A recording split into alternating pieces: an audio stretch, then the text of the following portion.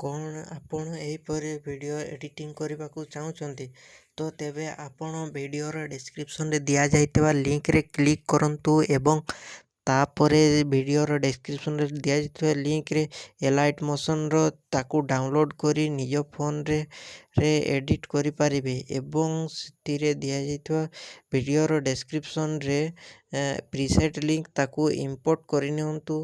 ତାପରେ ସେଥିରେ ଆପଣ ଯାହା କିଛି ଚେଞ୍ଜ କରିବାକୁ ଚାହୁଁଛନ୍ତି ତାହା ଚେଞ୍ଜ କରିପାରିବେ ଏବଂ ନ ଚେଞ୍ଜ କରି ମଧ୍ୟ ଆପଣ ତାକୁ ସିଧା ଡାଉନଲୋଡ଼୍ କରିପାରିବେ। ଯଦି ଭିଡ଼ିଓଟି ଭଲ ଲାଗିଥାଏ ଚ୍ୟାନେଲଟିକୁ ସବସ୍କ୍ରାଇବ୍ ଆଣ୍ଡ ଭିଡ଼ିଓଟିକୁ ଲାଇକ୍ କରିନିଅନ୍ତୁ।